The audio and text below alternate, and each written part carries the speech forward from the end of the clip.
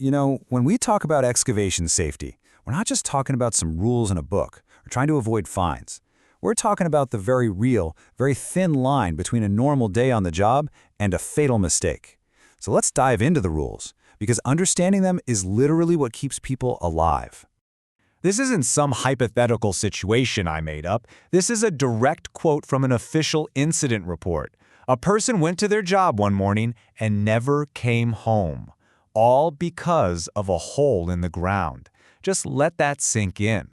So what happened? Well, the scene was an 8-foot deep trench, the kind you've probably seen 1,000 times. A worker was down there doing his job, installing a pipe. And then, with absolutely no warning, the very ground that was supposed to be solid, it became the thing that killed him. So to make sure this never ever happens again, we really have to break down what went wrong in this specific case. And let's be crystal clear, this was not a freak accident. It was a chain of failures. And here's the thing, this collapse was completely predictable, and that means it was completely preventable. First off, there was no protective system, no trench box, no shoring, nothing. Then they got the soil type wrong, which gave them a totally false sense of security. And to top it all off, that pile of dirt they dug out, the spoil pile, was sitting right on the edge of the trench, just adding a ton of pressure to a wall that was already waiting to fail. Every single one of those was a critical, deadly error. Okay, so that tragic story really shines a light on the #1 danger, right? But believe me, it is far from the only one. So let's zoom out and look at the big picture, the 5 major hazards that every crew faces the second they break ground. Now this right here is what you really need to wrap your head around. A single cubic yard of soil weighs about 3,000 pounds. To put that in perspective, that's like a small car dropping on you. There's no jumping out of the way. There's no time to even think. That is the kind of force we are dealing with here. And that's just one piece of the puzzle. Cave-ins are the #1 killer, no question. But you've also got to think about falling loads, tools, materials, you name it. Hazardous atmospheres, bad air collecting down in the trench, water getting in and making everything unstable, and of course, heavy equipment moving around right near the edge.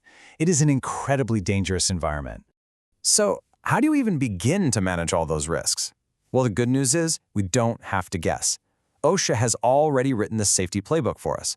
It's a detailed set of rules designed to fight back against every single one of those dangers.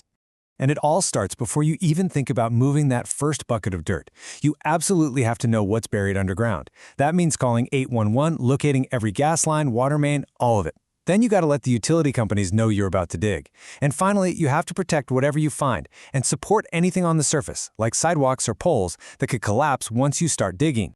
All right, once the digging starts, there are 2 numbers that every single person on that site needs to have burned into their brain. First, 2 feet. That spoil pile, it has to be at least 2 feet back from the edge. Any closer and its own weight is pushing on the trench wall, asking for a collapse. Second number, 4 feet.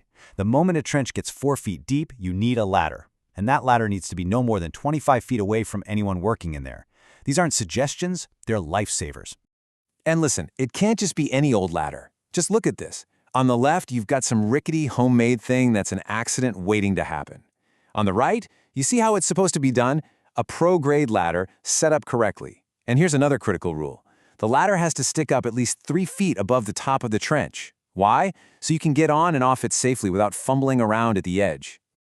Now what about when you're actually in the trench? The rules are just as serious. Rule 1, you never work under a suspended load, not for a second. If there's a bucket hanging over your head, you get out.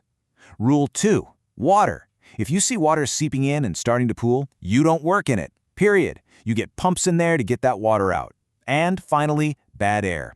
If there is any chance of a hazardous atmosphere, say you're near a sewer or an old landfill, you test that air before anybody goes down.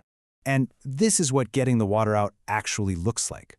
Water is a huge problem for soil stability, so you can't just let it sit there. The right way to do it is to have equipment like this dewatering pump running constantly to keep that excavation safe and dry for the crew. Okay, so we've got all these super important rules, but who's actually in charge of making sure they're being followed? Who's watching out for everyone? Well, on every single excavation site, OSHA requires there to be one person who is the designated on-site guardian. And that person has a special title, the competent person. Now, pay close attention to this definition, because it has 2 parts. and they're both equally important. First, they need the training and knowledge to see the hazards. But here's the key. They also have to have the authority from their boss to stop the work and get things fixed immediately.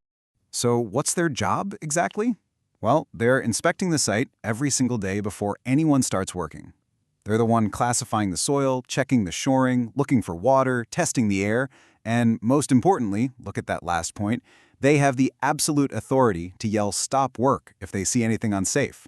They can shut the whole job down until it's made right. Okay, let's pull all of this together now into a really simple daily checklist. This is the stuff that needs to be covered in a toolbox talk every single morning before a single boot hits the dirt in that trench.